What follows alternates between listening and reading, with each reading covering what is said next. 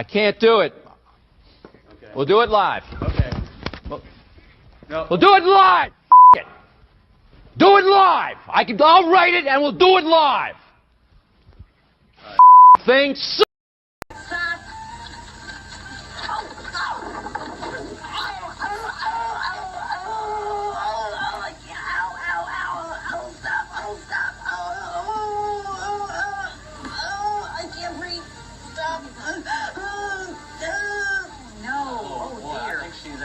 Hurt. No, I think she is. Yeah, she's hurt. She took a hard fall off there. Okay. Gosh, I hope she's okay. Yeah, she was never okay. Welcome in. It's the Daily Puck Drop. We are inside the Limback Lumber Studios. Contractors, they got free deliveries. Everything from whole house packages to homeowner DIY projects, largest stock moldings in the Northwest. Old school service because they've been doing it since 1930. Give Limback Lumber a call. Big proud sponsors there of Puck Sports, 206-782-3487. Visit them online at limbacklumber.com. Follow me on social media, X, let's see, Instagram, Blue Sky, all Puck Sports, Puck_sports on TikTok. Facebook, we got Puck Sports. Also become, just like Jim, a Puck's Sports, a Puck's Posse community member. You can click on that QR code on your screen if you're watching. If you're listening, just go to pucksports.com. You want full access to all the content. Don't miss a thing. Become a full member. Full members get all access VIP content. Sign up and join the conversation. We released our first Puck Speak Easy long-form interview today, recorded yesterday with Cougar greats Jack Thompson, Alex Brink, Jason Gesser, Connor Halliday, Luke Falk, just talking about their journey to Washington State, why they chose Washington State. Larger conversation about the state of college football as well. So if you're not a Cougar fan, there's still stuff in there that is just not based on there on the Cougars. Reflection on Mike Leach. And then also just the future of John Mateer. I was going to release it this weekend, but then I'm like, I'm going to get it out a little early because I know Mateer's probably going to make a decision this week. So there we go. That's what we got. It's fun. It's an hour and 15 minutes. It's great to catch up with those guys, and I think you will enjoy it. Jimbo, how are you? Jim joins us every Monday, Wednesday, and Friday. Brought to you by our good friend, Brian Turner. And Brian Turner and his crew at a cleanstreak.com professional window and exterior cleaning service, proudly serving Island and Skagit counties for more than 10 years. Whether you need your roof cleaned or how about those gutters that are jammed with leaves and dirt, they'll clean those too. And you can also get them to pressure wash. Whatever your pressure washing needs are, Brian Turner and his crew will be there. Why should you choose a Clean Streak? Because it's a local business, it's family owned, and Brian Turner's the greatest guy ever. So just give him a call, 360-395-5748, 360-395-5748, or visit cleanstreak.com. there you go. Thank you to Brian, Clean Streak, of course, Bright Owl Lighting there as well. All right, there's the rundown. We got coaches and players commitment. We'll get to that. Lofa will join us here in about 15 minutes or so to talk about Seahawks and Packers and just Seahawks in general. We got to ask him about that 49ers player yesterday. What would he do if he was a teammate? The guy just taps out and quits during the game. Peter Gammons is back in the news. Why Peter Gammons? Well, we'll get to that. Chris Egan at 11 o'clock as we wrap up every Friday. And, of course, Hey, What the Puck coming up at 11:30. By the way, let me interrupt you for a second. Well, that thing you did with the Cougars quarterbacks, pulling all that together behind the scenes, I don't know how you pulled that off. But I saw the little soundbite clip that you put out on Twitter and Blue Sky and all those other things. It was awesome. Really cool to see all those guys. It's really cool. It's fun because what I wanted to do with that kind of series, that Puck Speak Easy we talked about the other day, I just want to get people on, sports personalities, and just like how'd they end up where they're at? Like what led to their decisions or their career or what have you. And I don't know their stories about how they all landed at Washington State. They got great stories. I had no idea. There's a part, I had no idea Mike Price was on the staff when Jack Thompson was there originally. Mike Price he wasn't the head coach. He was the quarterback's coach, obviously. Sweeney was probably our coach. Yeah, and so he's like recruiting guy, like Mike Price. And I had no idea, no clue. And then to hear Luke's tale about how he ended up there. Alex, I knew a little bit, his story, but it's a funny one because Tim Rosenbaugh played a huge part in that. And I didn't know that about Boise State with Alex, though. Yeah. Isn't that where he was going to go? Boise was the big, and you know who the offensive coordinator was? Chris Peterson. Oh, was he? Dan Hawkins was the head coach. Chris Peterson was the offensive coordinator. Yeah. Huh. And then Gesser, of all the schools that he visited, I forgot, just thinking back and, how highly recruited Gesser was coming out of high school. I mean, he was one of the most prominent quarterbacks in not just the West Coast, but in the entire country. So, and it's good. And he's got a great soundbite in that. We'll play it here in a second. Gesser has just a great line about Mateer. And it's not like, hey, he should stay. I mean, they all want him to stay, but it's just like when you're making a life decision, the thing he lays out is just like, it's gold. It's absolute gold. Like, I'm going to do this in the future for any big decision to make. So it's a fun chat. That we did do video of it. Well, I may release the video at some point. The best part is Luke Falk is in a basement. It looks like he has murdered somebody in his basement. What's Luke doing now? Isn't he coaching somewhere? He was coaching. Now he's moved back to Salt Lake City, and he's doing some mental coaching. Okay. I think for athletes and stuff. And yeah, God, I worried about him more than any other quarterback that we've had. Oh, because he would get hit hard and then land on his head. Yeah, exactly. Every time. It's just Every time. oh my God. Yeah. Every single time he would land on his head. All right, so you and I, you, me, and Sorensen have been going back and forth, texting a little bit this morning about this stuff. And it's kind of the first thing on the rundown, the coaches and players commitment. We as sports fans, we always get on these guys for leaving early or hitting the portal before the bowl game, right? Mm-hmm. No commitment.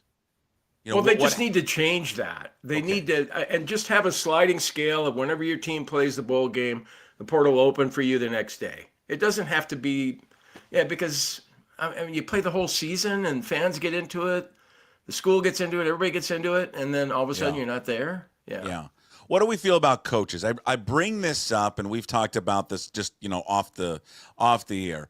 Mark Atuia, who was the running backs coach for Washington State, has left. He's taken now the running backs position with Utah. And I had said that when he did a farewell Twitter message, I just was a little, I don't know if taken aback is the right phrase, but he made a comment in there about how, most of our interaction on here, Cougar fans, is transactional. To make it seem like, hey, when it's good. If we win, you're great to me, and if you lose, you're not. Yeah, and then he said, but the 2 or 3 of you who like me, I'll still be posting these videos. And I thought, are people attacking you on Twitter? Maybe they are, and I just don't see it. And I don't really follow it all that much.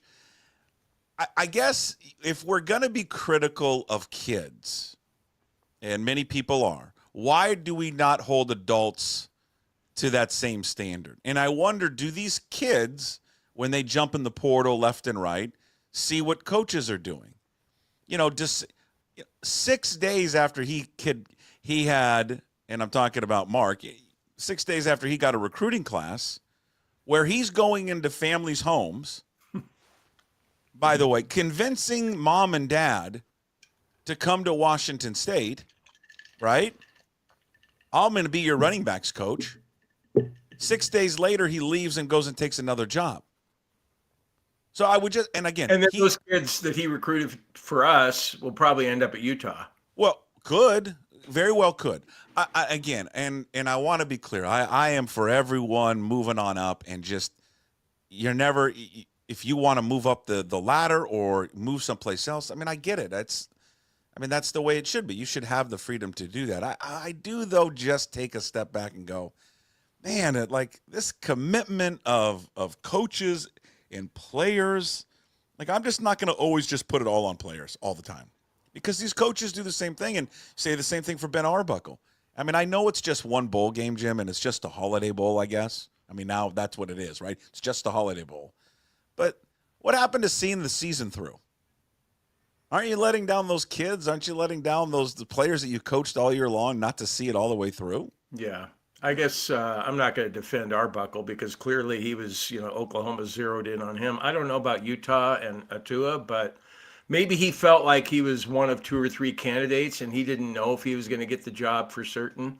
So he had to just operate business as usual at Washington State. I'm the running backs coach there. Maybe so maybe there's an explanation there, but I'm with you though. I think all these moves should be made after the bowl games, however important you think they are, and they're not as important as they used to be. I know the kids probably don't care about them. Yeah. The Holiday Bowl used to be a prestigious deal for us.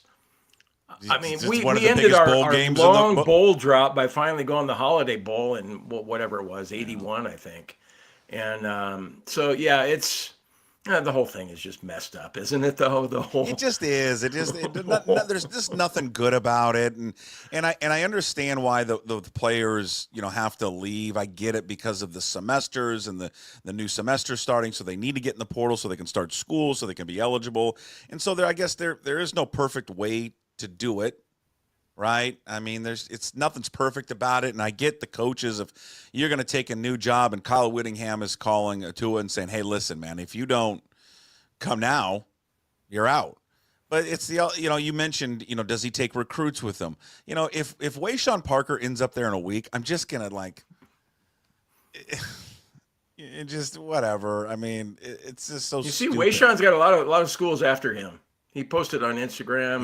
Isn't he the number 1 running back recruit or in the portal? Yeah. He's a hell of a running back. I mean, it sucks to lose him. He's a hell of a running back, but it's I'm with you, Puck. I'm going to continue to watch the games, and I love college football. I'm going to continue to love college football, but I don't love college football the way that I used to. The latest thing I can't stand. I mean, I love the story about Belichick going to North Carolina, and we're going to get to that in a second. But this whole business about trying to create your program, grooming kids for the NFL, and I know that it appeals to Johnny and Jimmy and all these kids. Like, yeah, that's what I really want to do. But we can pull out the stats going. It's like 0.2% of you are actually going to play in the NFL. It's a bunch of bullshit they're feeding you. And then they're okay. Now all of a sudden, North Carolina comes up with $20 million, and they'll be a big player in college football. Yeah. And I mean, I wish we could come up with 20 million, but we don't have it. We just don't have it. Anyway, I got off on a tangent there, but this grooming of the NFL kids, and that's what you're basing your program on. It's like, does anyone care about an education anymore? It's like, I sit there and I'm going, what the fuck am I doing? Giving money so I can get my yayas watching my football team win football games when I should be donating to the comm department. I mean, I get the call. Do you get those calls all the time too? 509-335-2515. You're looking at it. I'm amazed that you know the number right off the top of your head because you get them so much. Well, yeah, I mean, a girl called me last night, and I was driving, so I didn't pick up the call, but I'm gonna give him a call back and give him $200 or whatever. It seems like money better spent when you're. The comm department means more to me than the football team, honestly, because I owe a lot to that comm department for my career. Anyway, I'm just off on these crazy tangents where I'm going, God, it's so fucking crazy that we got to pay so much money just to have a good football team when it's college football. Yeah, it's just the way it is, though. I mean, you just got to adapt to it, and it's just the nature of it, and it's what it's the thing that we talked about with the QBs at Wazoo and the Puck Speakeasy is that they all agreed it's just a crazy different time. They acknowledge they don't know how they would have reacted then. I think it was Luke who said, "I wish I want to think I would have stayed, but I don't know." That day and age. Utah had offered him or Utah State. I mean, he was from Logan. That's where Utah State is. So, I think we would have beat out Utah State. Maybe not. That's where he grew up. Yeah, but it's Utah State. What kind of NIL? Have you been to Logan? Well, yeah, but I'm just saying, what kind of NIL deal? Logan's nicer than Pullman. Okay, no offense. We love Pullman. But... Hey. Watch your mouth. What do you think of Bill Belichick? Did you see Belichick's buyout? Well, I saw it was $10 million, but then I saw another reporter saying that as of like January 1st of next year, it's $1 million. January 1st of 25. After that, his buyout's $1 million. That means, kiddos, he never has to coach a game, ever. Oh no! Wait a minute. Is it? Oh no! Yeah, excuse me. Probably 2026. 2026. Yeah. Okay, but think about that. No. Hold on. We're in 24 now. It's about to be 25. Yeah. Great. June 1st of 2025. It's June 1st? Yes. I thought it was January 1st of 2026. He never has to coach a game. You confused me there for a second. No, I'm right. He never has to coach a game. After June 1st, why would they sign off on that? I don't know. So he could, in theory, build up the program all spring, come June 2nd, go, yeah, I'm done. Do you want him to be successful or fail?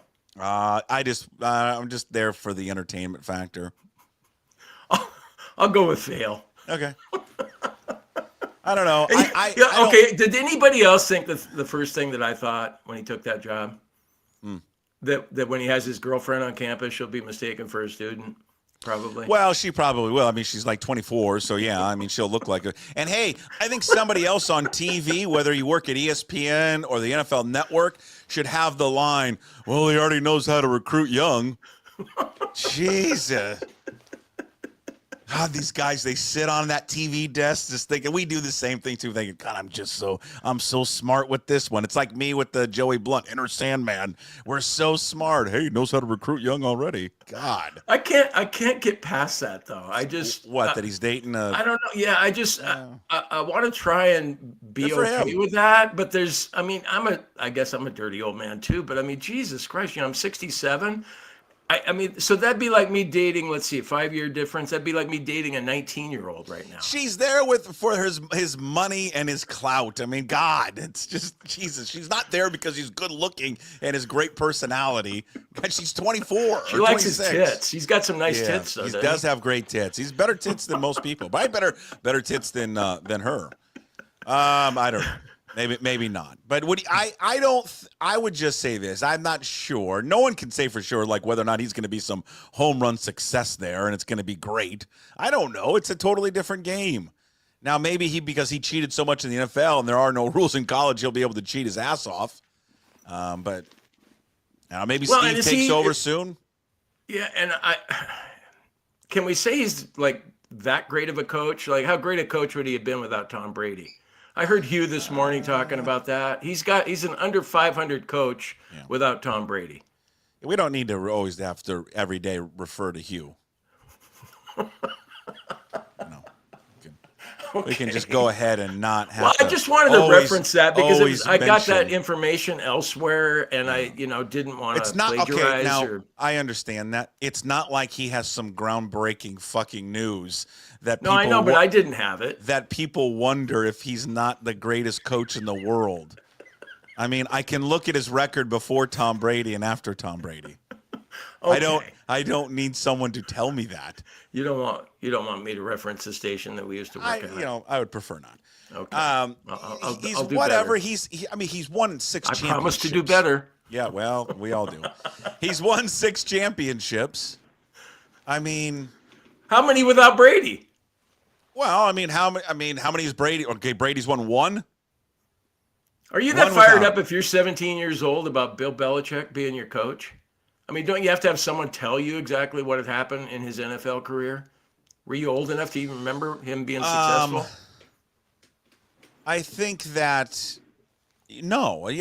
That's why I don't know if it will work. I don't think he's going to walk into a living room and some 17-year-old is going to go, "Oh, it's Bill Belichick. I got to go there."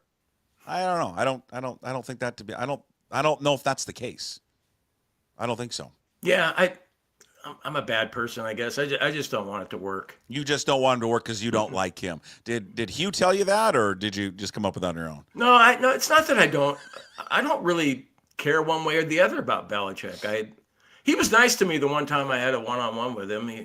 He owned a golden retriever at the time, so I give him credit for that. That's why you should love him. He's got a golden retriever. I stopped him in the locker room and I was like, "Hey, Bill, can I ask you a question? You got any dogs, man?" And he was like, "Yeah, I got a golden retriever." There you go. All right, I have the rundown real quick of Peter Gammons. You're wondering about Peter Gammons. So Peter Gammons tweeted out and said, and where is Peter Gammons been, by the way? I thought you were going to say he died. No, he has not died. Although someone in the comments did say, did he die? No. Yeah. the Red Sox worked hard, apparently. This is according to Gammons, who's really close with Boston. That the Red Sox worked hard with Seattle on trading for Luis Castillo for Tristan Casas. He's the left-handed first baseman, the young first baseman. But according to Gammons, the M's were not interested in Casas in their park because the ball doesn't travel in the hitting background. So he's making it seem, he's basically saying that the Mariners said, no, we don't want it. We just don't think he's good because our park stinks. What? Jesus. How the hell are they ever going to get a free agent if you got that out there now? They're never going to get a guy. No, aren't you? I mean, everybody acknowledges it's not a hitter's park. But if you're Jerry Dipoto and Justin Hollander, aren't you trying to say, yeah, but, and then come up with, some acronyms that show that, guess, yes. If you're a gap hitter or if you're a left-handed hitter in the month of June, you're going to hit, 10 home runs in that month to make up for April when it's cold. Yeah, that's a bizarre one. Bizarre one. And then there was this, it was in Divish's story today in the Seattle Times. And I think it was a quote from earlier this week from Dipoto. And Dipoto, I love this. This is an all-timer to me. It's a real quick one. Dipoto said, quote, we are shooting, because he's not there. It was in regards to the lack of activity by the Mariners. Are they still in the red zone or are they outside? They're not in the red zone yet. They still haven't made the red zone. All right. So this was a quote in regards to the lack of activity. We're going to get to Lofa Tatupu in just a quick second. Lofa, he's in the waiting room. He's coming on in 1 minute. He said, Dipoto said, we are shooting in a very specific window. And what he was talking about is our specific window is first base, second base, third base. So my reaction is, you mean the entire fucking infield? Well, because he should include shortstop. But that's not a very specific window. That's in your entire infield. That's four of the 8 positions. That's not a specific window. Yeah. That's 3/4 of your infield. What are you talking about? Like, he says stuff that I just like. He says it, do people go, "Oh, that sounds smart"? Like, a specific window would be like, we're looking for a catcher. We're looking for just a left fielder, not 3/4 of your infield. It's almost guaranteed, isn't it, if you had to bet right now that they're going to go with Bliss and Moore at second base? Oh, they are. I guarantee they're doing that. 100%. And then Luke Raley, and it sounds like Santana's going to be a Mariner here pretty soon. See, I love how that's their big offseason goal is to get Carlos Santana. I mean, Carlos Santana's a nice player, but my God, a 40-year-old switch-hitting first baseman, that's the goal? Right? Carlos Santana, how old is he? 38, I think. 38? Yeah. That's close to 40. All right, you want to talk a little Seahawks football? Yeah, let's go. All right, he joins us every Friday to talk a little Seahawks. It's Lofa Tatupu. Let's go. Yeah, there he is. He's with us every Friday. 1937 Farms, family-owned and operated craft cannabis, tucked away in the foothills of western Washington, Snoqualmie Valley. Visit 1937farms.com, and also Savage Brewery. Again, they've got the best beer you can buy, Savage Brewery. Hello, sir. How are you? I'm doing great, fellas. I'm going to start jumping in early next time so I can just listen to the show before time, because that was the most entertaining 5 minutes I've had in a while. Oh, yeah. Well, that's what we try to, Lofa. That's what we try to do here. All right. Hey, real quick, tell everybody about 1937 Farms and then also Savage Brewery. Yeah. So 1937 Farms, we've owned and operated since 2014. It's 10 years now, right? And so we have perfected the craft of growing cannabis to the tune of, award-winning, if you like that sort of thing. And then Savage Brewing, I teamed up with them a year ago, created a beer for charity. And then we decided to make a go of it. And we've developed a couple new beers. As you can see right there, we got the Hazy IPA for 31 Savage, Cam Chancellor. And then 71 Savage, the lager for Big Malt Jones. There we go. Perfect. You got your hands into everything. And, of course, the podcast, tell everyone where they can find your podcast. Yeah, all day podcast. We go YouTube mainly, social media. All Day Family is where you can find it. But we're on YouTube. We preview every Thursday and then put that show out in the evening, and then we go live after every Seahawks game at 9:00. Kind of late for you kids out there, but if you have time, jump on All Day Podcast on YouTube. Okay, I want to start with a not a Seahawks like Packers question. I want to start last night with the linebacker there for the San Francisco 49ers. Thursday night football. De'Vondre Campbell quits on the team. He doesn't like his role.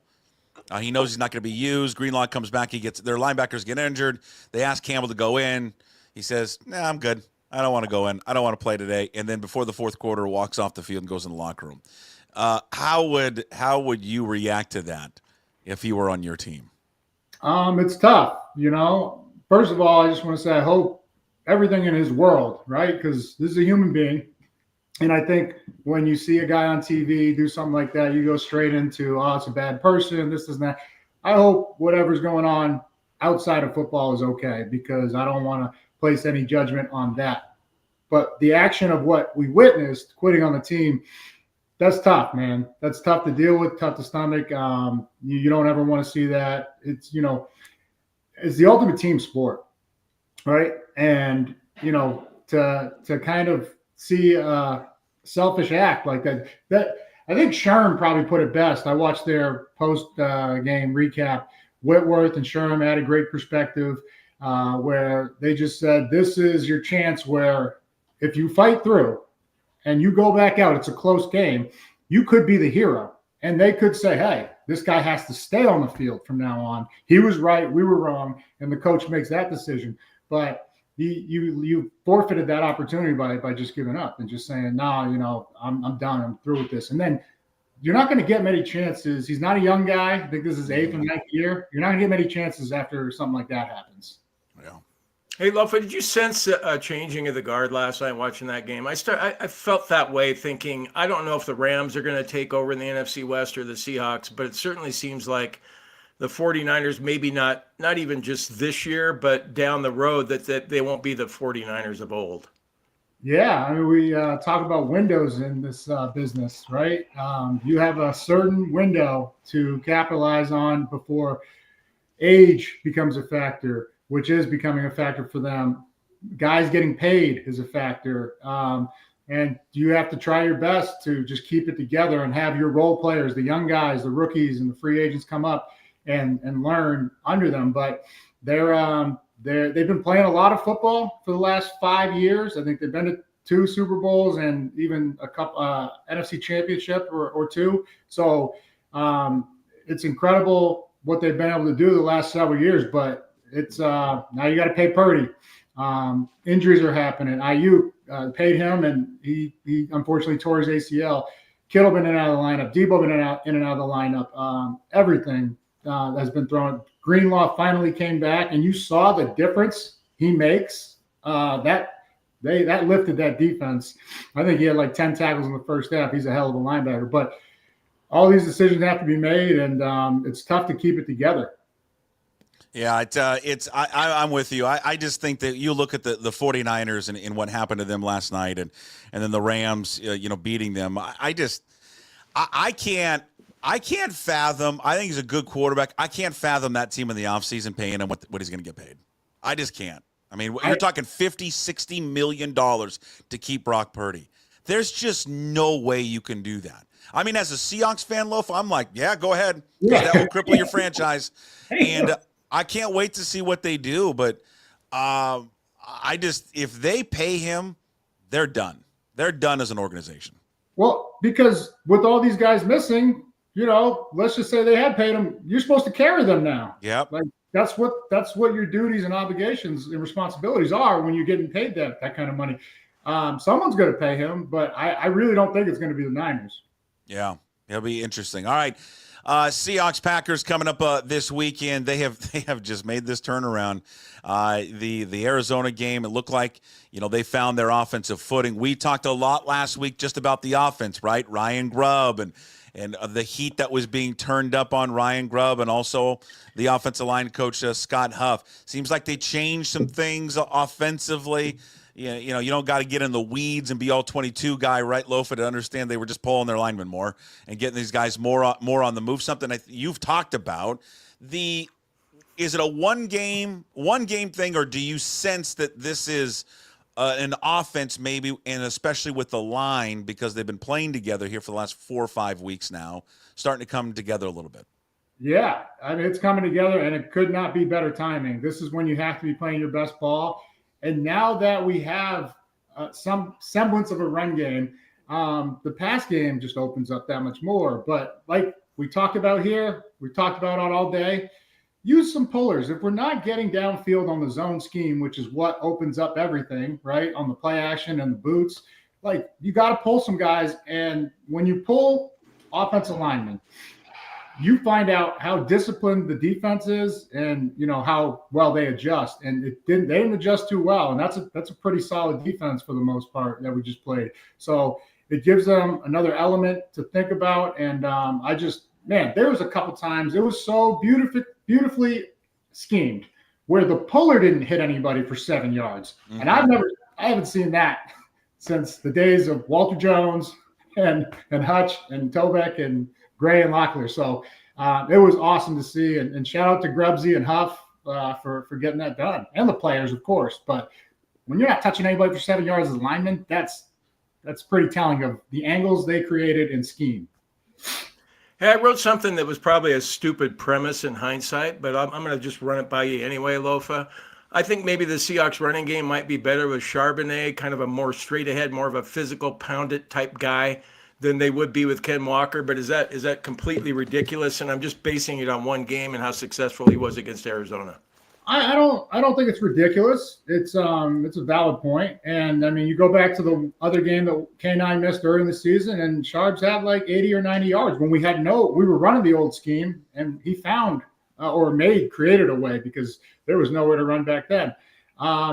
It's what makes K9 so unique, though, is that 22 mile per hour speed he can hit. And so some of those 20 yarders probably would have been touchdowns if K9's in there. And that's the element of explosion that he provides.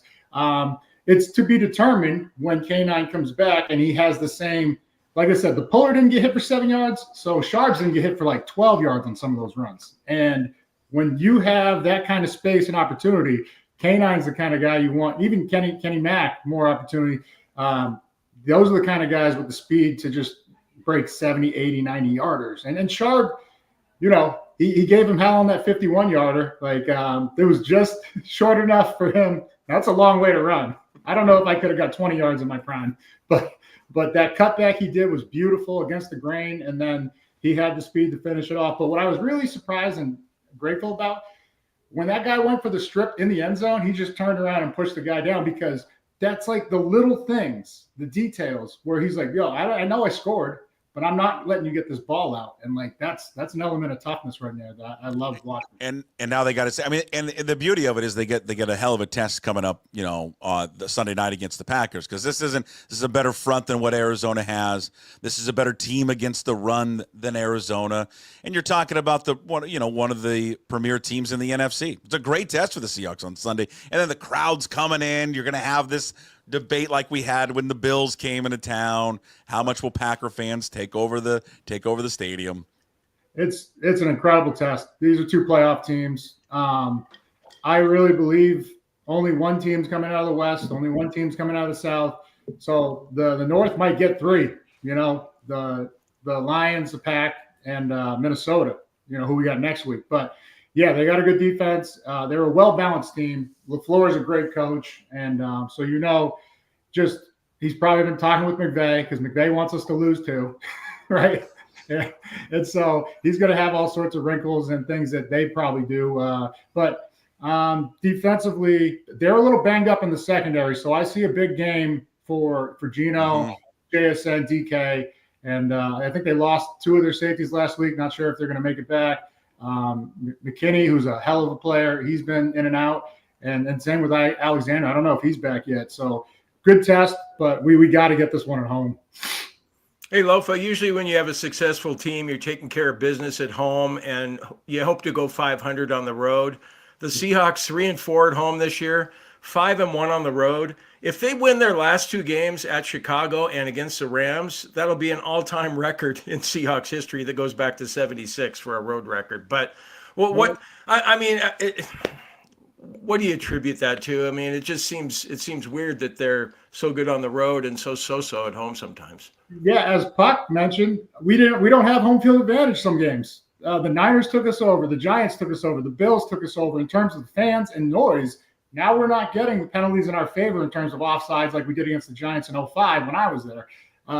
So that's a factor. But hey, Road Warriors, I'm all for it because we're not going to have the number 1 seed.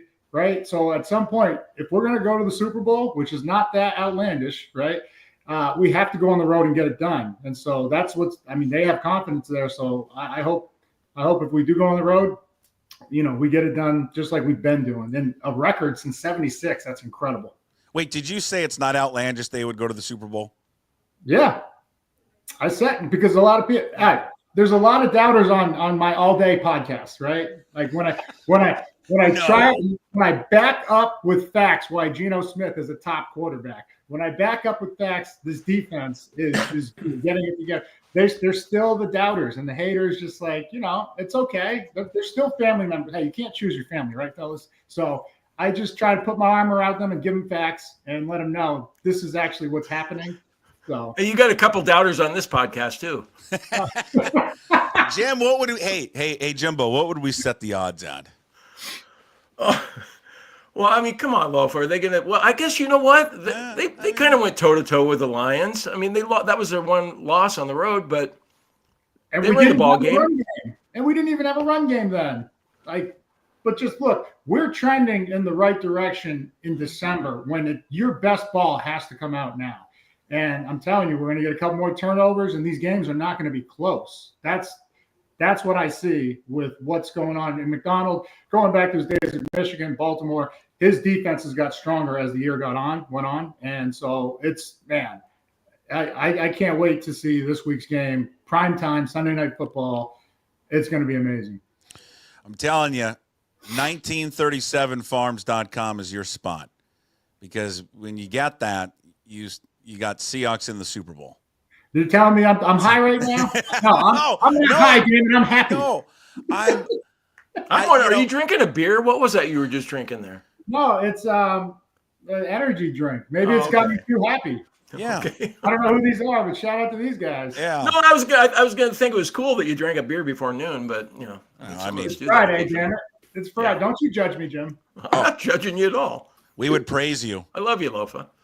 Yeah, I mean, I think what Jim's point is, I mean, in the one, if you look back on that game against Detroit, right, at that point, Detroit was at full strength. They didn't have all the injuries that they have now. And for the most part, until it kind of got away there at the end, they did go toe-to-toe with those guys.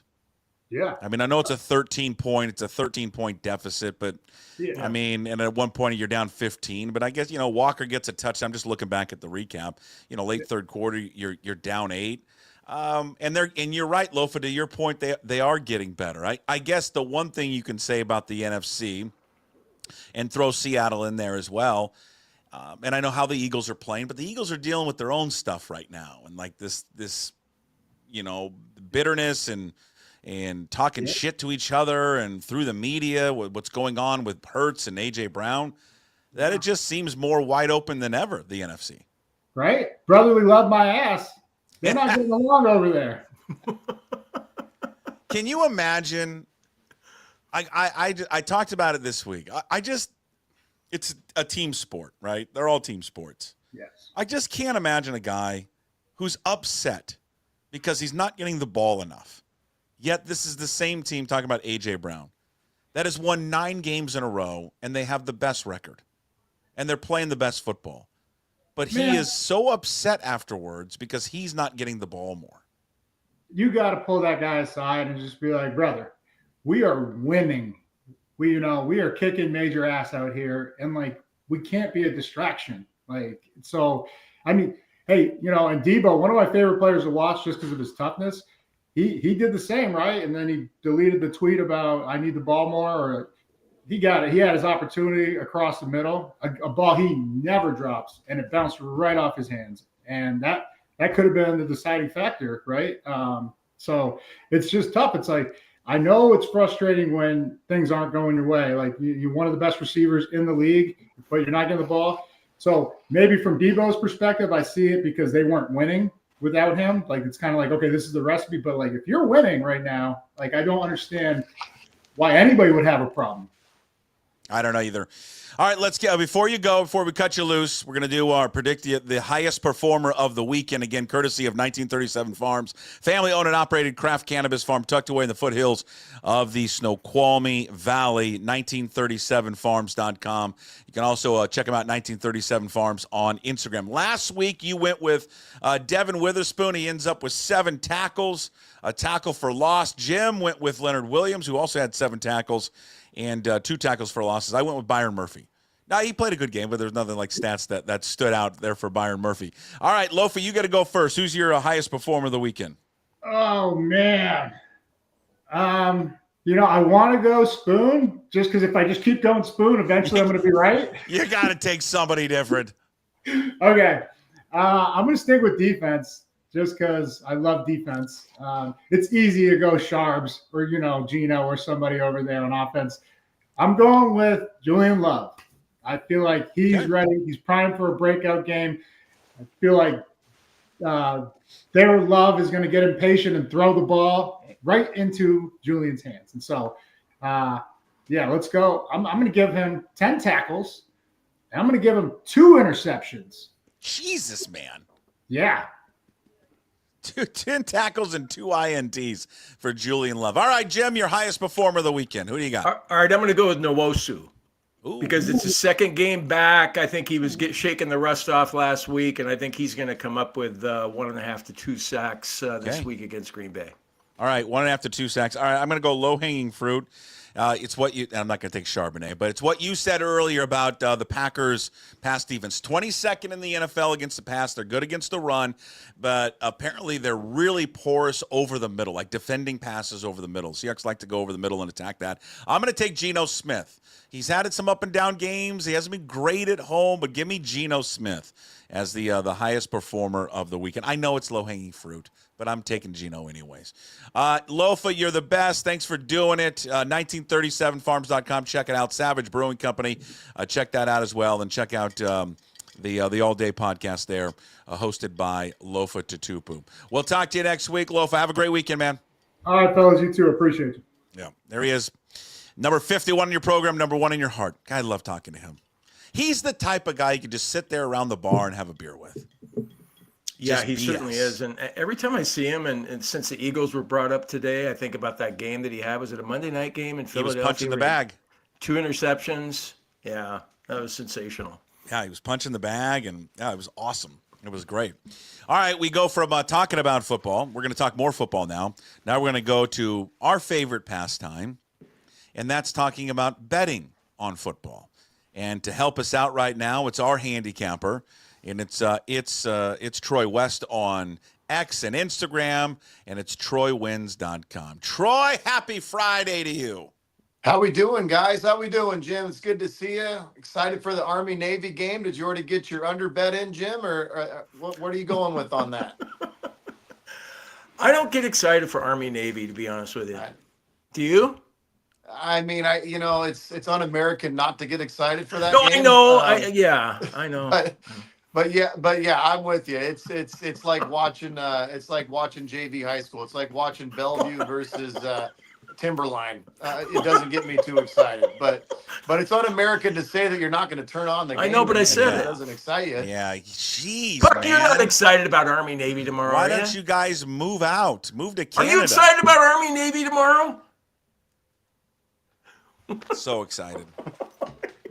Because I'm an American. Okay. Love it or leave it, you two. Jeez. I'm Jim, just you're talking. Troy and I are just talking about their football teams, and they've had a banner season, both of them. I think. Thank you Army's to been, all the kicking ass and men taking names. and women who serve our great country, the Naval Academy, West Point. Without you, Puck Sports wouldn't be around. We wouldn't be able to sit here and talk and have fun. I did. Troy, Talking he's so full of shit because we went back to the Army Navy game and we didn't even go. We came home. I had to coach. I did hear a stat last week that Army was the first team, and I believe in college football history. And not only did they win the game, they beat a pretty good Tulane team. They had no incomplete passes, no penalties. I mean, the stats were unbelievable. And they rushed for, I think, 400 plus yards. Their quarterback's been a lot of fun to watch this year. Well, I mean, Army's playing great. Jesus. Navy was playing great in the beginning of the season. Navy's got a crazy offense, man. They will run their traditional like wing tee or that offense, the triple option, and then they'll throw out of it. It's nuts. It's kind of nuts what they're doing. But all right, let's start there. Let's go there. That's our first game we're breaking down. Army and Navy coming up tomorrow. Army's favored by less than a touchdown, 6.5. Troy, who do you like? Yeah, I think Army is the hot team right now. They'll be up for this game, even though they just won their conference championship, which to me they did it in fashion. They beat a really good Tulane football team and handled them. I like Army. Usually this game's close, and I think you got to side with the dog in a rival game. But Army's too good right now. I think they win this game relatively handily. 24-10, give me Army. All right, Troy, in the NFL, boy, a lot of great matchups this week. Let's start with the Eagles giving 5.5 to Russell Wilson and the Pittsburgh Steelers. Yeah, they got it done last week without George Pickens. He looks like he's going to be out again this week. If he plays, he's playing with a bum hamstring. They just, for a while there against Cleveland, they did not look good. Give me the Eagles at home. 5.5 is not enough. I think Jalen Hurts gets it going. A.J. Brown and him, I think they connect big this game. Give me the Eagles 24-13. This is a hell of a line. I had to double check it to make sure it was right. The Ravens are favored by 16 against the Giants. And if you look at the stats, 14 or more typically do not cover in the NFL. It just doesn't happen. I don't have the exact percentages, but it's not likely. But I am going with the Ravens. This Giants team, what a debacle. They were going to have Drew Lock go again. Now he's hurt, not playing. They go back to Tommy DeVito this week. Dable, I can't believe he's still coaching at this point. It's a debacle all the way around. 16 is so many points, but give me the Ravens in this one, 31-10. Huge Sunday night game in Seattle, Lumen Field. The Packers coming in as 2.5-point favorites over the Seahawks. Yeah, this is the game of the weekend. It really is. Seattle obviously playing much, much better football. But to me, it's been a competition thing. I really do. This Green Bay team, this is a team I think Green Bay can still go to the Super Bowl. I really do. Really good Green Bay football team. Good on both sides of the football. I'll take the Packers in a really close football game. 28-24, I'll take the Packers. Another great game, which, hey, it could be a Super Bowl preview, will be the Bills and Lions. Bills getting 2.5. I like the Bills here. They lose the shootout last week, 44-42. Now you got to come back and play a Lions team that's playing good football. But the Lions are banged up, especially on the defensive side of the ball. Again, this is another weird one. I don't know if you could set the total high enough in this game, but I will take the Bills in a shootout. 34-31. Give me the Bills. Yeah, 54.5 is the total there in that Could go game. over by halftime. I mean, it's just crazy. Yeah. All right, let's get to your lock of the week. What do you got? Yeah, my lock of the week, I'm going Monday Night Football. Crazy to do this, but I'm taking the Atlanta Falcons. They have been absolutely terrible the last few weeks. I think that's why that number is so low. The Raiders are still up and down. I think the Raiders at this point have their eyes on that number one pick. You can't win this game on Monday night. Atlanta, as bad as they've played, they're still in the division hunt. Kirk Cousins gets it going. My lock of the week is Atlanta -4 against the Raiders on Monday Night Football. I like Atlanta in a big way. 28-13. Give me the Falcons -4 as my lock of the week. Okay, remember that at the end of the show. We'll ask you what Troy's lock was at the end. First person to get that correct answer to me, we'll get a $25 free play there at TroyWins.com. We also been doing our dogs of the week. We each go around and give an underdog pick of the week. And it's got to be a different game that's already been picked. Troy, who's your dog of the week? Yeah, my dog of the week this week, it's an interesting one. I know a lot of people don't necessarily love this game, but my dog of the week. I've got to go with the Jacksonville Jaguars at home against the New York Jets. 3.5 points. The Jets, man, they just find ways to lose each and every week. I know Mac Jones is going for the Jags this week. They're at home. They're still playing decent football. Give me 3 and a hook with the Jaguars this week as my dog of the week. All right, Jags 3.5. I should mention the records right now. You finally lost last week. You're 2-1. Jim won last week because he had the Panthers. He's 1-2. I'm also 2-1 because I had the Chargers +4. All right, Jim, who's your dog of the week? Well, the one that jumped out to me was New Orleans at home, getting 8 against the football team, the Commanders. I still like calling them the football team, but I know the Commanders are fighting for a wild card playoff berth, but they've lost 3 of their last 4 games. And you flip it around, the Saints have won 3 of their last 4. I think 8's too high there, so I'm taking the Saints in the points. Is it 7.5 or 8? I saw 8 on my betting site, but whatever you want to give me, Good pick, Puck, I'll Jim. take it. Good pick. I love it. It's just my betting site. No one knows what your betting site is. It's Bet Online. You could just be BetOnline.ag. making up a number. I just want to make sure you didn't take this. I'm crazy for doing this, but I love this guy. I mean, he's gonna throw probably 3 interceptions. All right, Jameis Winston. Yes, I just feel they're gonna run out. They've been lucky of the Chiefs. They're gonna run out of luck this week in the dog pound. Cleveland Browns. Give me the Browns +4 against the Chiefs. Browns +4 against the Chiefs is my dog of the week. Now here's the problem: is that Winston probably throws 4 picks. But hey, they still can win. Made my cut. It almost made my cut, Puck. I like that game. That makes me feel good. Also, Troy, before you go, Puck the Picker, Pigskin Pick'em. We've been doing it all year long. The folks over there, Troy and his crew at TroyWins.com. All expenses paid trip to Las Vegas, Circa Hotel, dinner at Barry's, first round of the NCAA tournament. Just update the standings right now. Jeff Johnson is the leader right now. We're basing it off points, by the way. Total points of the games. You get points with every win. He's at 1,210 points. Right behind him is Greg McDonald, 1,170 points. We got a 3-way tie for third with Kevin Cullen, Thomas O'Hennessy, Dwayne Mathis. 2-way tie for fourth place with Jesse Burnham, Ryan Johnson, and a 2-way tie for fifth, Jeff Shamley and Bryce McCoy. All right, so good luck. The season is winding down. It will conclude after the regular season, the final game there of the regular season. Troy, before you go, let everybody know when they go to TroyWins.com, what do they get? Yeah, guys, we cover absolutely everything. We're obviously covering hockey right now, UFC, college basketball, college football. Bowl games is where the money's at, guys. I promise you, we are always successful when it comes to bowl games. I've got a big pick on that Syracuse Cougar game, Jim. That line jumped up a lot. I'll just come on record and say that is going to be a Syracuse Orangeman bloodbath on December 29th. Hey, the F Holiday you. Bowl. I hate to leave. Well, you think Syracuse is they're gonna beat us bad? You think? It's gonna be ugly. It's gonna be ugly. Oh, come on, Troy. It's gonna be ugly. That was a tough draw for the Cougs. That is a good Syracuse football team. I'm telling you, those guys are balanced on both sides of the ball. Yeah. The McCord guy's a great quarterback.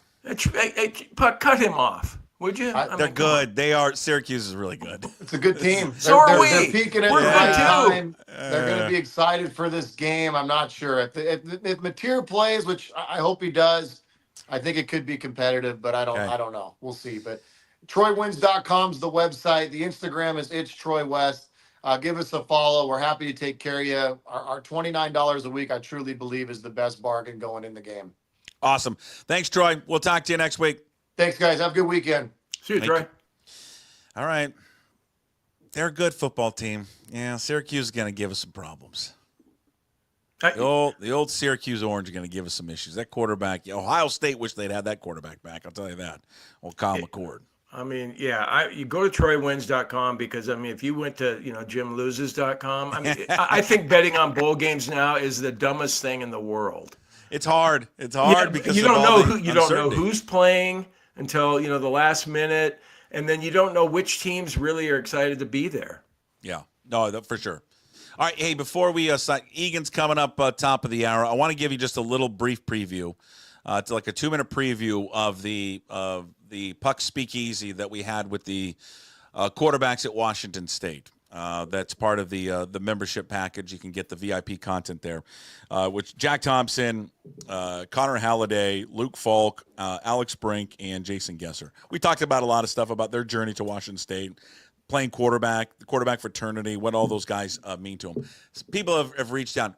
We were Bledsoe and Leaf. We tried to get those guys on, but they had the things that were going on. They just had work conflicts that they couldn't pull it off there yesterday. But these guys, it was great having all these guys on. And a big topic was, obviously, the future of John Mateer, what they would advise him to do. Great conversations with John over the last year. He's a fantastic young man. I mean, that's the one thing I'll say. He's been an incredible representative for Washington State. You get to talk to him one-on-one. He is as good as it gets, just like everybody else, on this call and in that QB room. If he stayed for the next 2 years and he pulled us out of the situation that we could be in, I mean, you talk about Cougar lore, legacy, and all that stuff. I mean, if he could be, I mean, one of the top of the top. I mean, more than Gesser, more than Drew. I mean, for where the program is right now, if he were to stick around and win 10 games next year, with Jack talking about have a chance at making a Heisman run, all those things. I mean, think of what the fans would think of him. I know he's got a special opportunity to, if he stuck around, to really, really, really bring us together. So I would encourage him to do this for one day, full day. Put in your mindset from the very beginning you wake up to when you're going to bed at night. Hey, I'm staying, right? What does that feel for you? What do you feel in your gut? What do you feel in your brain? How do you feel throughout that day? Then the very next day, do the exact same thing and say, I'm leaving. I'm going to be gone. Now, what do you feel in your gut? And what do you feel in your heart? What do you feel in your head?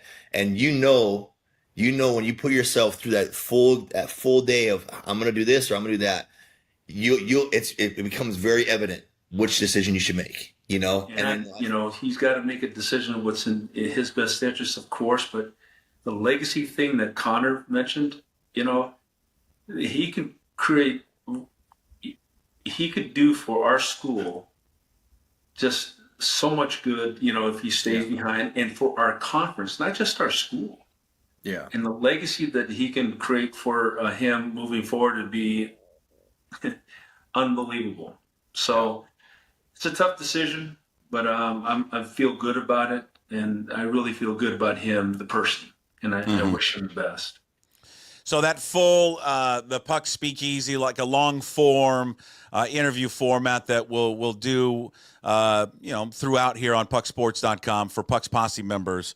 That is available right now. The QR code will take you there. You can sign up, become a VIP member. We'll get you access to all this stuff that we're doing now that's free, and then also all the VIP content we're doing. Hour plus, talking to those guys about their journey, why they landed at Washington State, the recruiting process, what it meant to play the position there, but also obviously the future of John Mateer, which I'm going to assume, I'm an educated guess that the finality of this one is coming real soon, probably by Sunday, that I think we're going to hear a decision whether or not he's going to return or not there to WSU. They had a huge pitch for him this past weekend.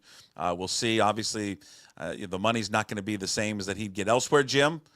But also I think they're using, the fraternity of those guys. They're using just the loyalty, hopefully, in their favor. And we'll see. And ultimately, what Jack said, he's got a tough decision. Whatever he makes is his decision. But I really liked that advice from Gesser. And I'm going to use that in the future. Like, you come up with a big decision, just go one full day thinking, that's the way I'm going to go, see how you feel, and then the next day do the opposite. That's great advice.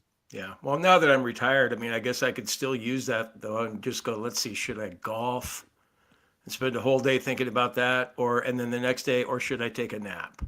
No, you know what I would do, and I appreciate what the Cougar Collective is doing, everything they're doing to try and keep him in Pullman.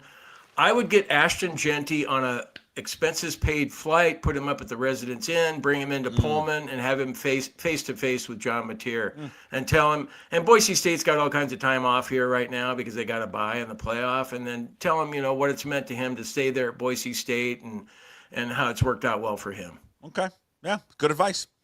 We'll see. We'll see what his decision is, and And obviously it's a big one. It's a big one for the school. I've heard the Pac-12 is involved in it. Like Teresa Gould's involved in it, trying to get him to stay because obviously he'd be the face of the conference here. Would be a huge part of it.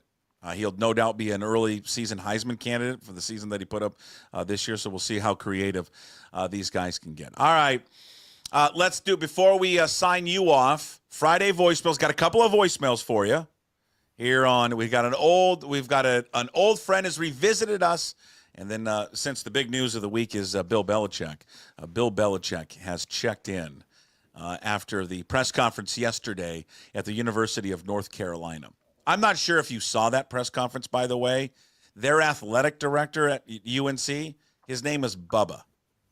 Oh, that's perfect for the Isn't South. that perfect for North Carolina? Bubba. Thanks, Bubba. All right, here we go. Geno Smith and Bill Belichick with your Friday voicemails. Geno from Dino. Hey, it's been a while, but Geno's feeling down. It's better to be riding a 4-game win streak than riding your underwear Rams chasing around the skid marks. Anyway, Geno's got to get going. Yep, some negotiations going on. Jody called. She wants to talk about my package. Hey, Geno. Ouch. Are we just bad people? Why does a drunk Geno Smith amuse us so much? I don't know. We're terrible, man. We really are. God, he was rude to the officer, too, and we're still laughing. I know. We're just rude. We all make mistakes, but God, we're so bad. Oh. I think about if I ever see Geno Smith, he's like, hey, are you the guy that plays the Geno from Dino's? Yeah. Geno's think been it's at funny? Dino's, though. Huh? You know that he's actually been at Dino's. He has to have been. I mean, most of those guys are. Right across 405 from the VMAC. I mean, come on. Dino's. They should just rename it Geno's. Dino's is a great spot. It's good to hear from him. When you said it was a voice from the past, I thought it was going to be, hey, Puck, hey, Jim, hey, hey, Bill Belichick, he got a job there in North Carolina. What about me? I'm ready to go. I'd love to hear from Pete Carroll. I saw a story last week. I don't know if it's true or not, like some, on Twitter. I mean, the thing had like 40,000 followers. So I guess it's real. Like NFL rumors that the Bears have him on a short list. That'd be great. But couldn't you see Pete doing the college thing again? I mean, more so than Belichick. I mean, come on. He's teaching at USC, I believe. Yeah. He's teaching there. All right. Final voicemail. Speaking of Bill Belichick. Hey, Puckett and more. It's Bill Belichick, Coach Belichick, of course. Just wanted to give you guys a little bit of an exclusive of why I took the UNC job. Just had my press conference, and it's because of the talent. The talent here is tremendous, and I mean, I'm horny. I'm 72, and I'm horny. Came down here by myself the last 2 weeks, and the talent is it's unquestionable. And I mean, yeah, my father coached here 100 years ago. Who cares? But that's why I'm here. And of course, I'm going to get rid of all the football players because they stink and they're terrible. All right, see you. Here he is, Bill Belichick. He's going down there for the talent, despite having a 26-year-old talent on his side already. That's a word that doesn't get used anymore. And I love hearing it again. Horny. I haven't heard horny in a while. That made you giggle. Horny, huh? Yeah, I know. Do you hear horny anymore or you don't? You don't hear horny anymore. You're right, Jim. It's a real underused word and phrase. There's got to be people out there going, what's horny mean? Hey, do you know what horny means? There's no one that's watching or listening right now that doesn't know what horny means. You're wrong about that. Come on. That's a little more old school than if you're Really? 21 years old. If I asked Mikey and Stevie right now what horny means, they wouldn't know. No, really? Yeah, I think. Well, I'm guessing. I want you to reach out to him. Okay. To Mikey and Stevie and ask him, do you know what horny means? All right. I come on. I gotta believe they do, right? I'll text him right now. Yeah, text him right now. We're waiting for Egan. I don't know what Egan's doing. I can see him in the green room, but he's gone off to go get a cocktail. There he is. He's coming back. Yeah, Citizen Salt's right here, Jim. What are you talking about? Derek chimes in. Everybody knows. Film it. Him. Okay. I sent the question off. I don't know. Mikey usually responds quicker than Stevie. We'll see. Okay. All right. All right. I got a feeling. I'm pretty sure they're going to know. All right. We'll see. Give me a final score. Packers, Seahawks. Who are you taking? I'll take the Seahawks as a home dog. 21-17. 21-17 Seahawks. All right. God, we need it. We need it. We need the Rams to go away. Just go away, but they won't go away. God.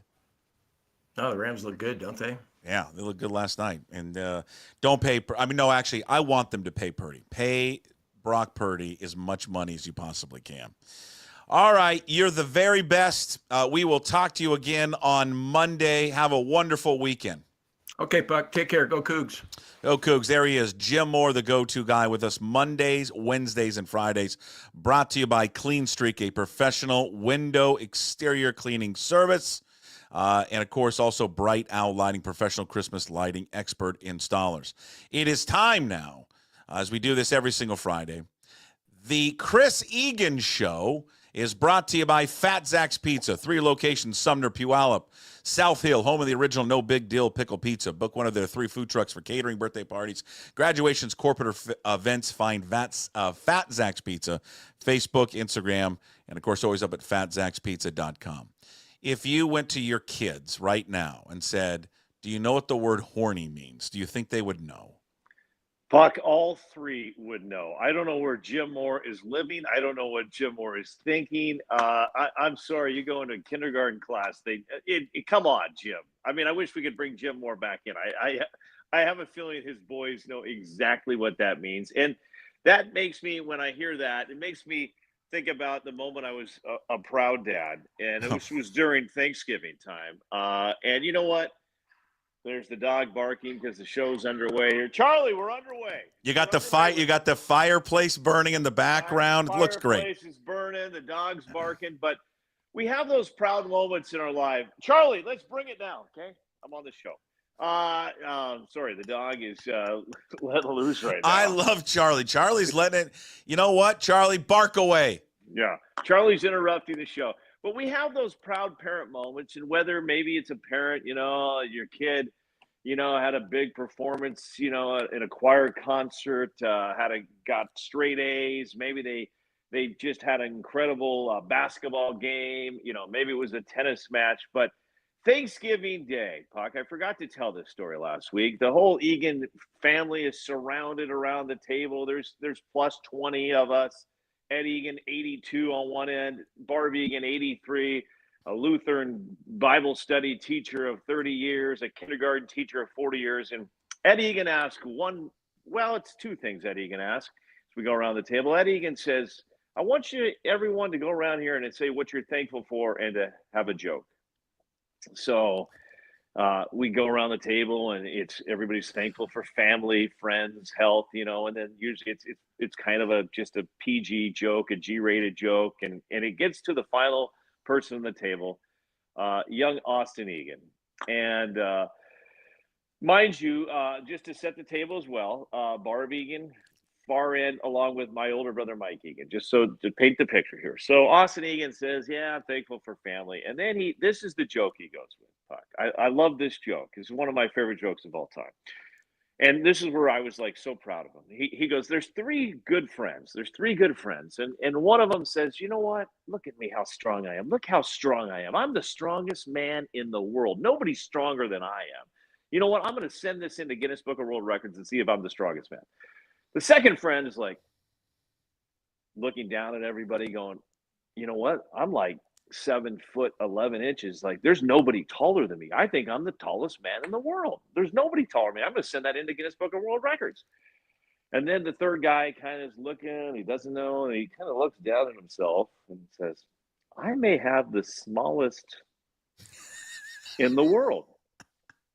And Austin doesn't hold back at the Thanksgiving table, which has now shocked Barb Egan and several of the nephews and several of the nieces now, like, I'm going to send that in the Guinness Book of World Records and see if I do have the smallest in the world. Sure enough, 2 weeks pass, and he's telling this joke. And I'm like, I don't know where this is going, Puck. And I'm like just petrified. My wife's had a few glasses of Pinot Grigio, so she's kind of she's loose and goosey. yeah. So's Aunt Karen. She's had a few Pinot, and Ed Egan. Just not sure where to go yet. So 2 weeks pass, and the Guinness Book of World comes back, and the first friend opens it up, goes to page 15, and says, "Oh my gosh, I'm the strongest man in the world." Second friend grabs the book. He goes to page 35. Oh my gosh, I'm the tallest person in the world. Third friend gets the book, goes to page 72. What? Who in the world is Mike Egan?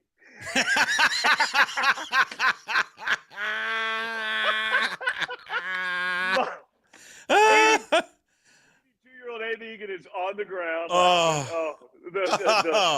The aunts with the Pinot Grigio spitting the Pinot Grigio out. The younger nephews and nieces are laughing. Barb Egan is just staring at him like. Oh, that is great. That is phenomenal. The little things that make me proud. That moment right there.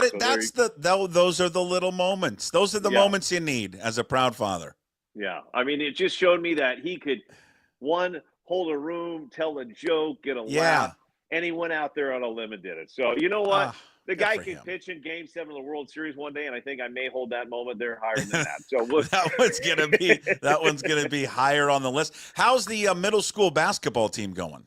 We have just got underway, so that's good. We've got, Puck, before that, we have to wrap up 23 years of coaching youth soccer, and this weekend is the State Soccer Cup. We are down to the Final Four. So the Ted Lasso of soccer coaches has his team in the Final Four. We'll be playing at the Starfire Complex on Sunday in the semis at 9. If we win, it's at 1, and then it's off to the Seahawks-Packer game. So once the soccer season wraps up, I'm all in for hoops. But we've been practicing; it's going well.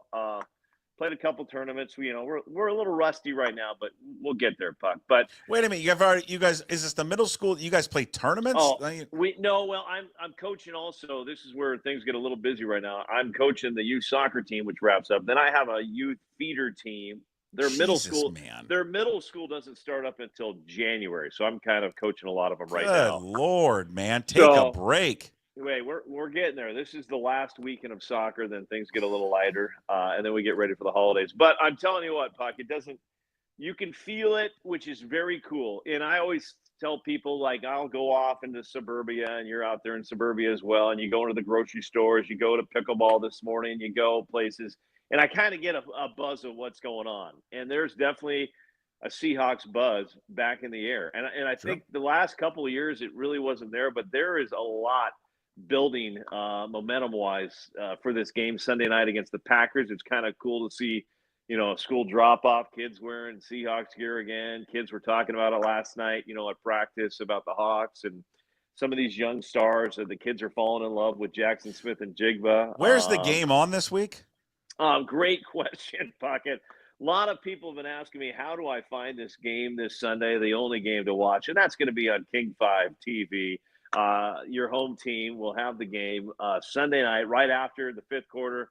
I'll have all the highlights. Paul Sylvie back in studio with Big Walter Jones, the Hall of Famer. Do you feel people – okay, because you're right about this whole Seahawks thing where it and you guys were, I think, kind of the ones that started.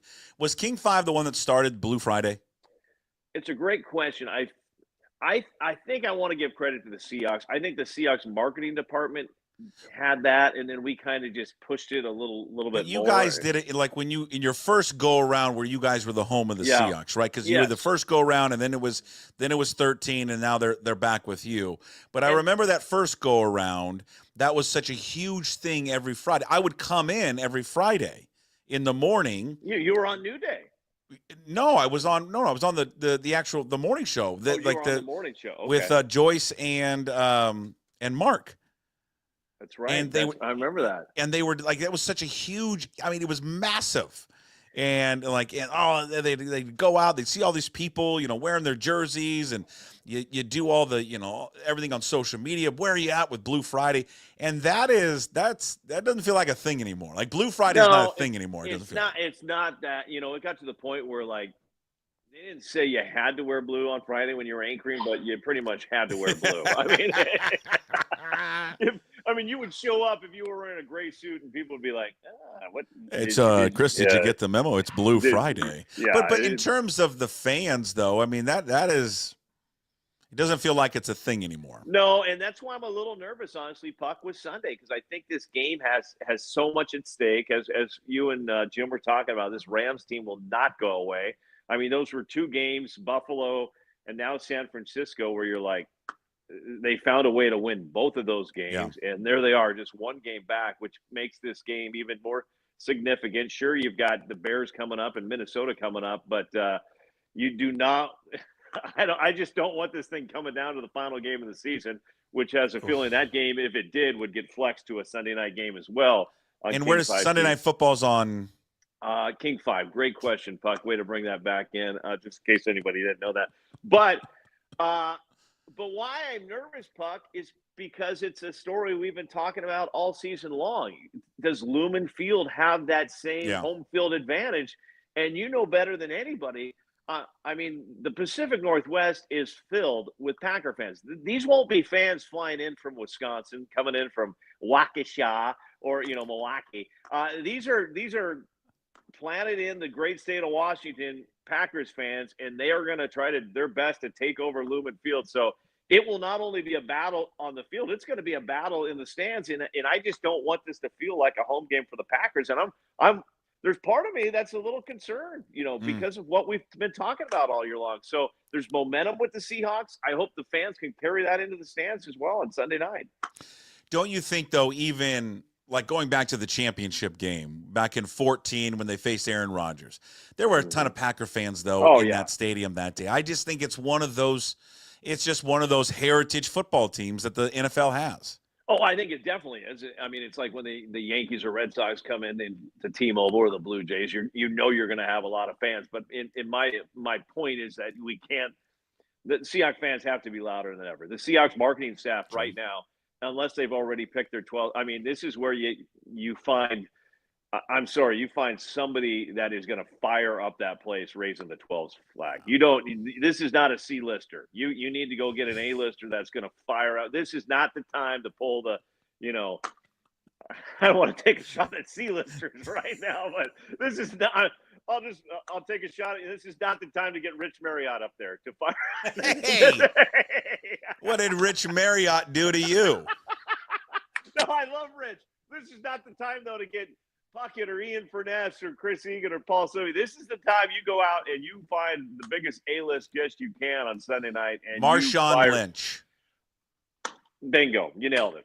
Because 100%. He was at practice. He was at practice this week. Marshawn Put Lynch Lynch up there. I mean, that's what I'm saying. I'm not trying to take shots at all these people. I'm just saying, you fire. It is Sunday night. Place is packed. The world is watching. You get your number 1 A-lister up there and Puck, Marshawn Lynch. We don't even need to go beyond that. He's the guy. Do we show? How about before? How about Jermaine Kearse? Marshawn Lynch.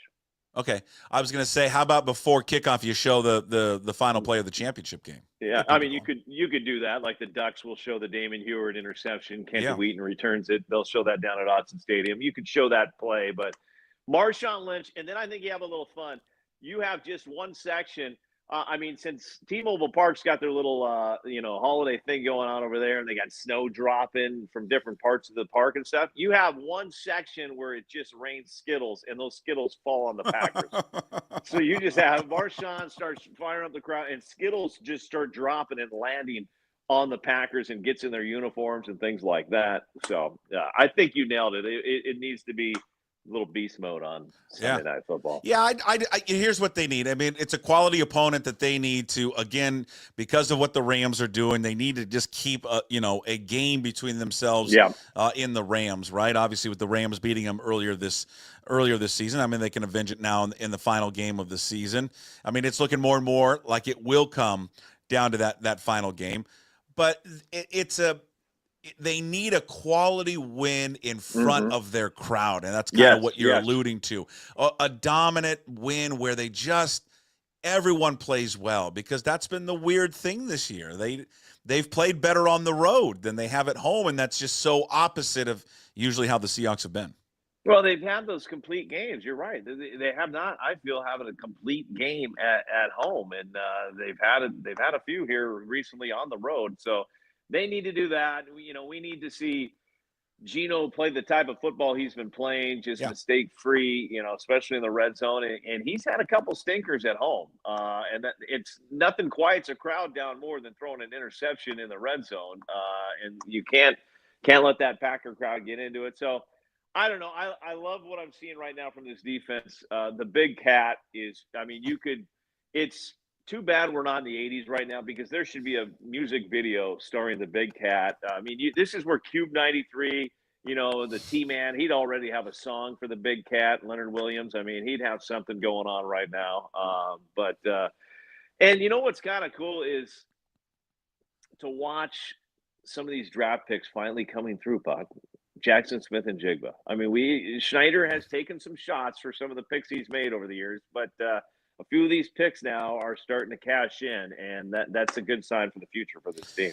Yeah, JSN's been great. Just go back to Geno for a second. At home, 8 touchdowns, 10 interceptions compared to on the road, 6 touchdowns there and 2 interceptions. Better passer rating on the road, obviously, compared to at home. And you're right. Yeah, you're right about taking the crowd out. A turnover. Defense has got to play lights out, force an early turnover. Just get the crowd worked up in a frenzy, especially against a quarterback who's very good in Jordan Love. But Jordan Love will make mistakes. He's thrown 11 interceptions.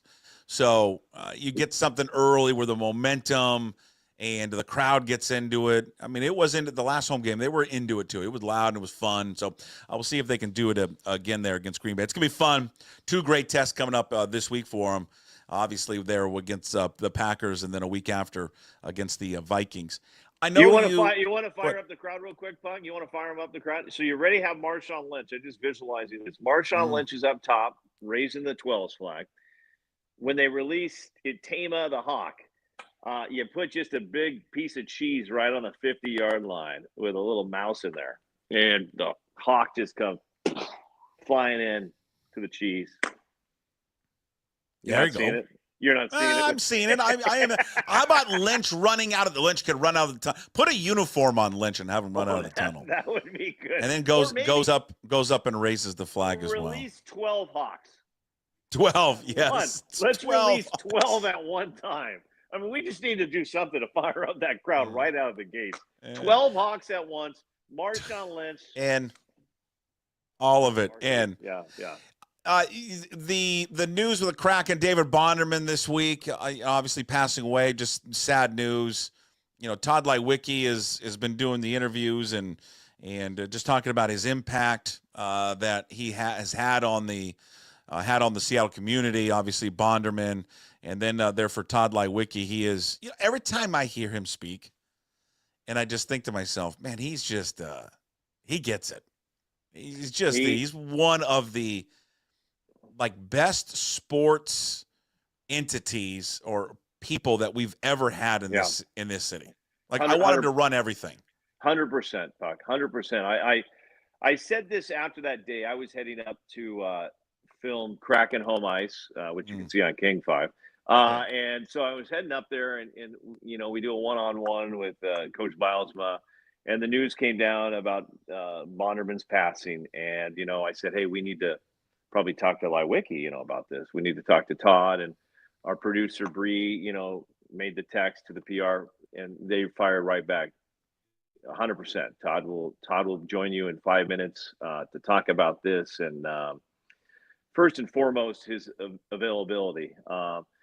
Second of all, Todd is just he speaks from the heart.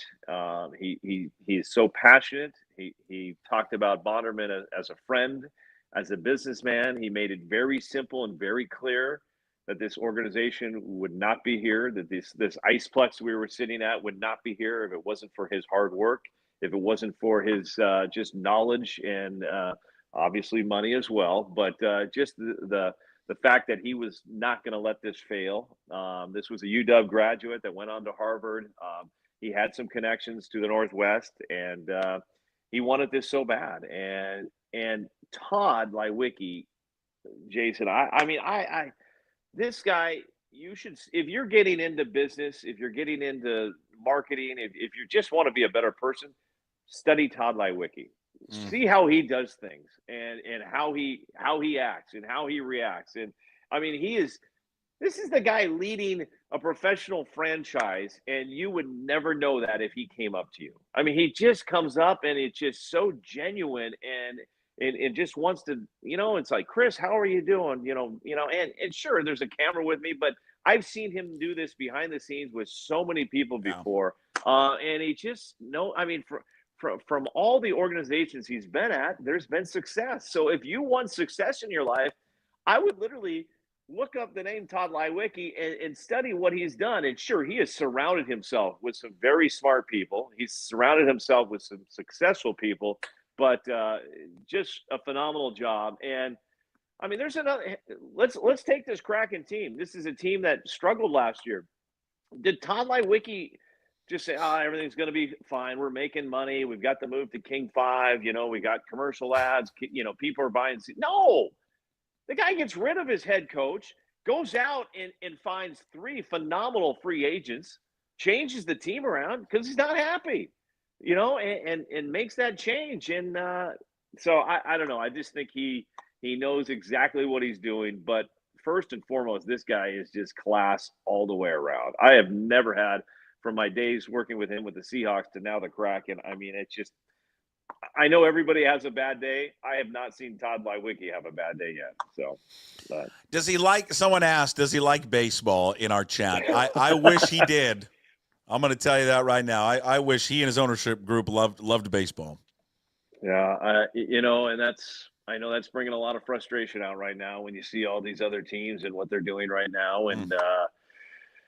And I know you, buddy, are about as passionate about this team, and here we go. I mean, I'm already looking at February. I'm dusting off the polo shirts. It won't be long, and we'll be heading down to spring training for another year. And I just hope this is not another groundhog day, spring training of me pumping up this pitching staff and some second baseman that was an all-star 3 years ago coming in, and so I just it's not going to be that. It's going to be the Dylan Moore Ryan Bliss show at second. Yeah. I know. I mean, and then they're, I just laughed this week, and I like Carlos Santana, but when they're like, God, we just really got to lock down Carlos Santana, I'm like, that's the big offseason move, Carlos Santana. Yeah, okay.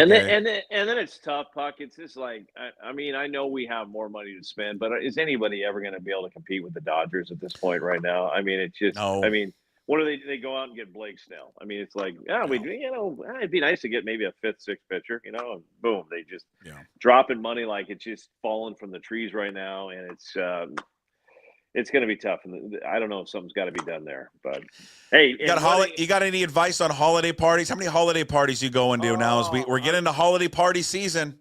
So already have been to the King 5 holiday party. I went to the John L. Scott Realtor party for the wife. A lot of realtors coming together. It was pretty good eating there. I will say this: at that party, get on one of the tables, and it's a big buffet, and I've got the plate loaded, and we did have somebody at the table that was, on a certain diet, and which is great. I mean, like, everybody eat what your own, but felt like I was getting food shamed for how much food I have. So, you're not on a diet. You can't go on a diet during the holidays. You can't. I'm just telling you what. You know what? You're doing yourself a disservice, and I'm going to tell anybody, I'm not sponsored by Trader Joe's, but these Trader Joe's gingerbread cookies right here, Puck, I don't know if you can see them, but I see them. Oh my gosh, these things are incredible. I have to put a lid over the cookies because I am just going to town on those. It's the holidays. You get after it on the holiday parties? A couple of cocktails? Couple cocktails. Definitely got to have 2 or 3. Got to remain somewhat at one point. You don't want to drink too much and pass out because you got to do it again the next day. We got the big Joyce Taylor holiday party coming up over the weekend, which Puck, feeling pretty good. It's not often you get the Gene Anderson, Joyce Taylor invites, and now I've snuck onto the A-list party invite. Do they have competing parties? No, but in the past they've had them, and I've heard about them and missed out on the invite. You've been left out. Now, Puck, I feel like they want some youth and entertainment in there, and here's youth. I'm 50, but. So this is on the Joyce party. She said, "No heels. Don't bring any food." I'm telling my wife to find your biggest set of heels, and I'm going to bring like a tuna casserole, just to see the reaction we get from her. But I want a full report of a full report of the 20-year-old Swifties. Well, I don't even know if they're invited. See, this is where this is special invites only. Exclusive. Yeah, exclusive part. But it says wear something sparkly. And I don't know if I have anything sparkly, and I don't know where to go with that. Is that maybe the ladies only sparkly? Maybe, yeah. I mean, go to like one of those like Michael's stores and get a bunch of sparkles and throw them on an old Just T-shirt. throw it on the T-shirt. That's sparkles. Yeah. When is this party? This party this weekend? This Saturday night. See this in this Puck. This is why I was trying to get to this point. Why 2 or 3 is great drinks for me, but I've got to coach soccer the next morning at 8 a.m. So I can't. I owe it to those kids. I can't be rolling out of bed. I got to have a game plan on. Separation and preparation. So yeah. All right, be prepared. Be well. Good luck to the boys on Sunday. We'll be catching you on King 5 because, folks, that's where the Seahawks play the Packers. Sunday Night Football on NBC. It is Sunday night. King 5. And you can catch the Kraken on Kong and King as well. Ian Furness doing a great job on that pregame show. Unbelievable. Just kill. I don't know how he's doing his other job. He seems like he doesn't really do the other job. He kind of mails that one in. It's all TV. You're the best. We will talk to you next week, Chris. Sounds good, buddy. There he is, the Chris Egan Show, brought to you by Fat Zach's Pizza. 3 great locations, Sumner, Puyallup, South Hill. Go check them all out. Home of the original No Big Deal Pickle Pizza. Book one of their 3 food trucks. Catering, birthday parties, graduations, corporate events. Fat Zach's Pizza on Facebook, Instagram, and, of course, fatzachspizza.com. Follow Chris on X, Instagram, Chris Egan 5, and all of his work up at king5.com. Full episode will be up on YouTube later. Please subscribe there to the YouTube channel, Puck Sports. Also, download and listen to the episode later on Apple and Spotify, wherever you find your podcast, and always up at pucksports.com. Another reminder, just promoting our first edition of the Puck Speakeasy long-form interview that we're going to be doing periodically. Just a little added bonus to all of our Pucks Posse members.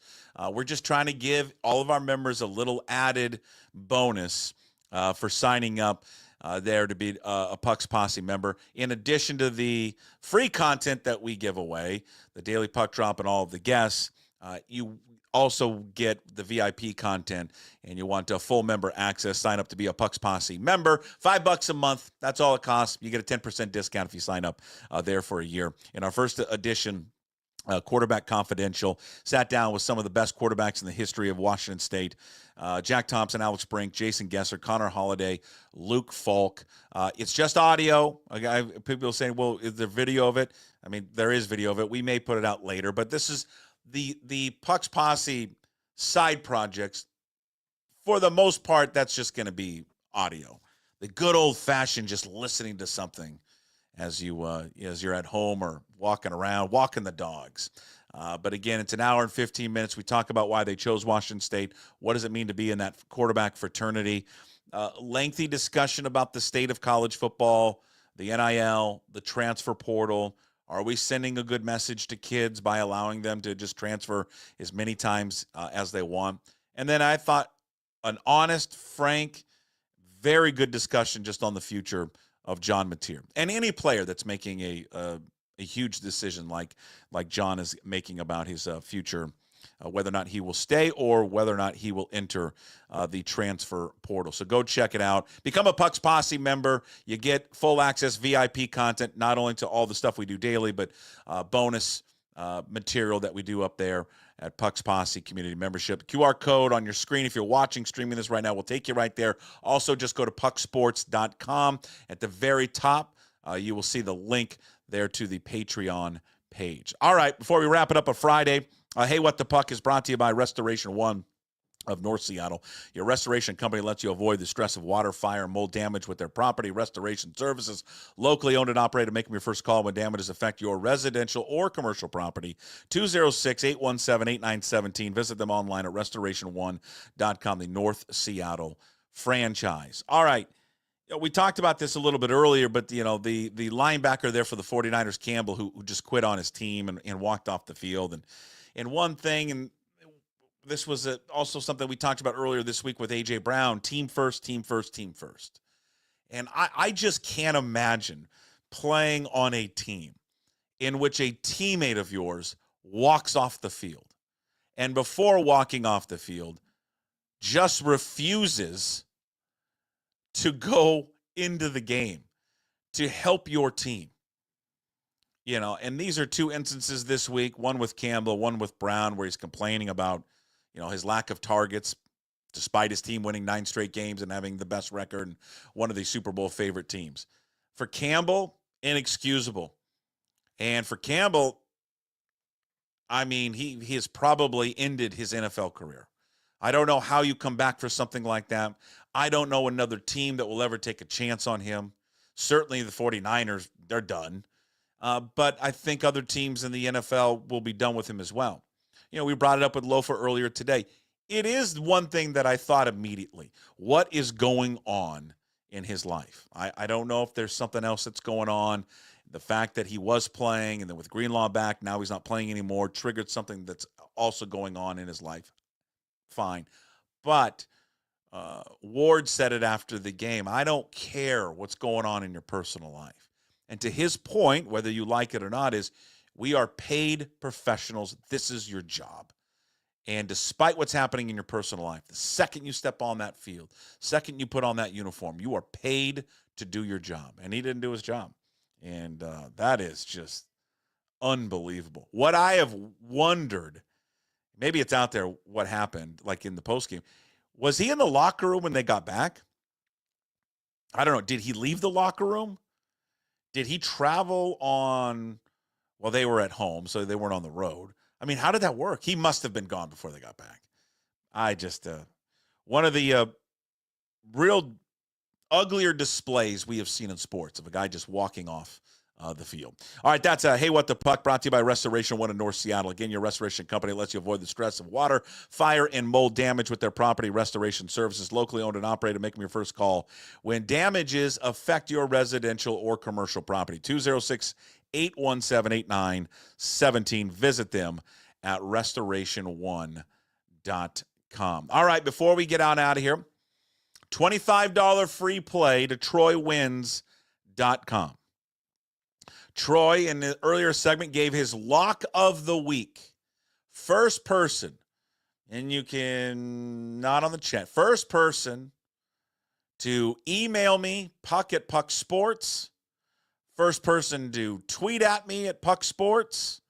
Those are the two best ways to get a hold of me. First person to tell me what Troy's lock of the week was. Gotta make sure you're listening. His lock of the week was, we'll get a $25 free play from TroyWins.com to get gambling advice there for our gambling expert. What was Troy's lock of the week? All right, full Friday show will be up at 1 o'clock today on YouTube. Please subscribe there. Leave a comment. Also on Apple and Spotify, wherever you find your podcasts. And as always, we put everything up at pucksports.com. And again, one more time, our new featured series that we're doing for Pucks Posse community members, Pucks Speakeasy, long-form interview format with the Cougar quarterbacks, QB Confidential, Jack Thompson, Alex Brink, Connor Halliday, Luke Falk, Jason Gesser, talking about their journey to Washington State, the current status of college football, and advice they would give John Mateer is up for our patron members right now. Sign up and get full access to everything that we do here at Puck Sports. Sign up today. Makes a great stocking stuffer, by the way. All right, that's it for the Friday show. That's it for the week. All right, go Hawks. We'll talk to you on Monday. And as always, we promise to be better. No shoes, no ties. Would anybody like to smoke some pot? Yeah. I was born to love you. I was born to lick your face. I was born to rub you. But you were born to rub me first. What do you need my address for? We'd like to send out a mailer. Mother of mercy, I don't speak Japanese!